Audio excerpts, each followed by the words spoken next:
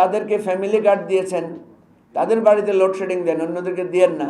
চাঁদা টাদা কিছু নেন, ঠিক আছে, সেগুলোর একটু অংশ যদি জনগণের খাতেও ব্যয় করেন তাহলে তো অন্তত মানুষ কিছুটা হলেও সাশ্রয় পায়, কিছুটা হলেও মানুষ বুঝবে যে আপনারা মানুষের প্রতি সহানুভূতিশীল।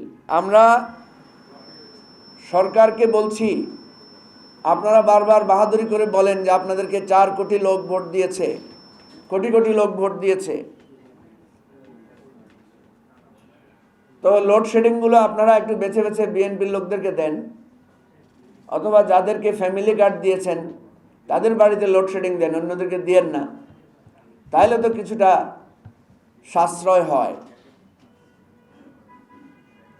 লোডশেডিংয়ে গ্যাসের সংকটে যে সমস্ত বাড়িঘরে হাহাকার চলছে, মাননীয় প্রধানমন্ত্রী আপনার দলের নেতাদেরকে বলেন ঘরে ঘরে গিয়ে মোমবাতি উপহার দেওয়ার জন্য। তাও তো একটা মানুষ বুঝে যে আপনারা তাদের প্রতি সহমর্মী।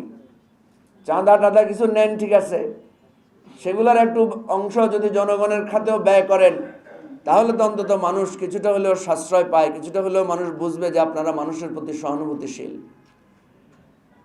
আমরা মনে করছি আপনি যে কষ্ট করে খাল খনন করেছেন, আপনি যে কষ্ট করে বাংলাদেশ ব্যাংক থেকে ঋণ করে ফ্যামিলি কার্ড, কৃষক কার্ড দিচ্ছেন, এগুলোর প্রভাব সমাজে পড়বে না।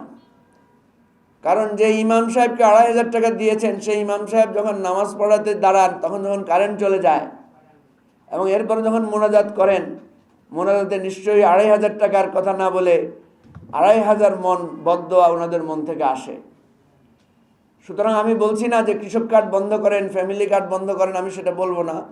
আমি বলবো যাদের হাতে কৃষক কার্ড দিয়েছেন, ফ্যামিলি কার্ড দিয়েছেন, তাদের ঘরে বিদ্যুৎ এবং গ্যাসটাও দেওয়ার জন্য চেষ্টা করেন, না হলে অন্তত তাদের প্রতি সহমর্মিতা জানান।